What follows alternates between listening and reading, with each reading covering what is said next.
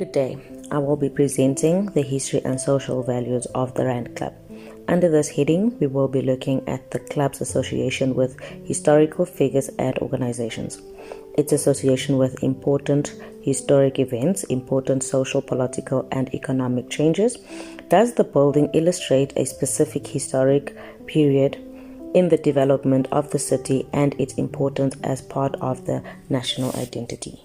The club is historically significant due to its association with various pivotal events and activities in South Africa's history, particularly around the mining boom, colonial politics, and social and economic development. Founded in 1887 at the height of the gold rush in the Witwatersrand, the club was used by elite mining figures as a social hub to network, strategize, and discuss business opportunities. In 1902, during the Boer War, the club served as a base for British sympathizers, soldiers, and officials who supported British expansion in the region. The club is associated with historical figures such as Cecil Rhodes, who was a founding member of the club who influenced South Africa's political trajectory, including the development of the colonial policies. Most of the club members were affiliated with the British South Africa Company, which played a major role in the expansion of British influence and control over territory in Southern Africa. The RAND Club also associated with historical organizations such as the Chamber of Mines and prominent figures such as the likes of Lord Alfred Milner from the Anglo-Boer War. The club's building reflects the architectural trends of British colonialism and illustrates the transformation of Johannesburg during and after the discovery of gold on the Witwatersrand in 1886. The building's grand design features classical elements like ornate columns, elaborate woodwork, and stained glass. This epitomizes the opulence associated with mining wealth. This architecture underscores Johannesburg's rapid growth and the aspiration of British settlers who aim to replicate European culture and social institutions. The RAND Club has been a focal point for various social, political, and economic changes throughout South Africa's history. It reflects shifts in power, influence, and social values. Membership to the club was open only to wealthy, prominently British settlers involved in mining and finance.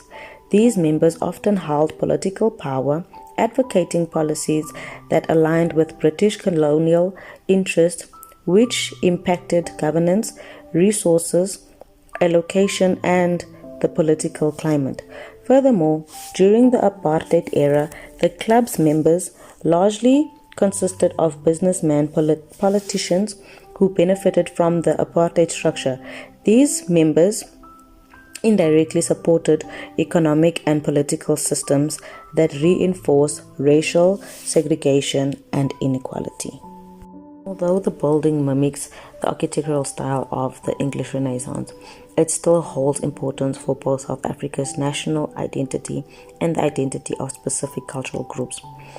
Though its significance is complex and layered, reflecting both privilege and transformation over time, it's still a historical landmark that symbolizes South Africa's journey from colonialism and economic dependence on mining to modern democracy. It embodies the early economic boom that shaped Johannesburg, which eventually grew into South Africa's largest city and financial capital. By preserving this building, South Africa acknowledges its colonial and apartheid past, both of which significantly influenced the country's development. As such, it stands as part of the national heritage, reminding South Africans of the importance of mining, class division, and racial stratification on the history.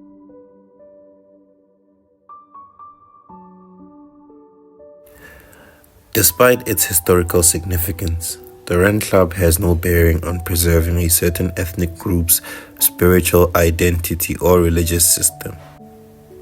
Originally founded as a gentleman's club during the gold rush, it has mostly functioned as a center for its members' social and commercial lives. The club's programs and activities are less on spiritual and religious practices and more on social, cultural, and historical themes. The club's customs and heritage are based on Johannesburg's mining and colonial past, which could be in line with certain groups' religious and cultural beliefs. Rather of representing any spiritual or religious character, it functions as a location for social events, cultural activities, and heritage excursions. There's no obvious connection between the RAND Club and slavery in South Africa. Its history is most strongly linked to the gold rush and Johannesburg's growth into a major metropolis. Established as a social and recreational center for the elite, especially those in the mining industry, the club was founded in 1877 by Cecil John Rhodes and other early city leaders. Although the RAND Club is an important cultural and historical landmark, its history and origins are less directly related to slavery and more centered on the social and economic components of Johannesburg's development. The RAND Club, one of Joburg's oldest and most prominent clubs, is a significant building type in the growth of the city, especially in the early years of the city's development. It functioned as a social center for Joburg's elite.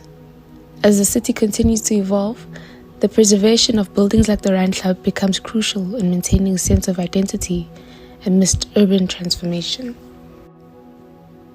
The RAND Club is a prominent landmark in the urban landscape of Johannesburg, as it is surrounded by contemporary skyscrapers and modern developments. Its position in the center of the city enhances the setting's visual value by increasing its exposure and recognition. The club is located in Johannesburg's historic zone, which reflects fast development of the city during the gold rush in the early 20th century. The RAND Club is located within one of Joburg's historic precincts. Since its founding in 1887, the club, which is situated in the center of the city's historic business sector, has been a notable landmark. The rich architectural and historical heritage of the RAND Club neighborhood reflects Johannesburg's growth both during and after the gold rush. The club itself is an essential component of the historic zone, serving as a testimony to the city's colonial and mining past. The RAND Club is a notable example of Edwardian Neo-Baroque architecture. The present house was finished in 1904 and was designed by renowned architects Frank Emley and William Leck. With an homage to Art Nouveau details, the structure incorporates traditional Edwardian Baroque characteristics. Its design incorporates elaborate wrought iron work on the balconies, striking stained glass windows, and prefabricated steel structures imported from England. The RAND Club, which reflects Johannesburg's early 20th century architectural tendencies, is a significant example of the Edwardian Neo-Baroque style due to its formal and decorative features.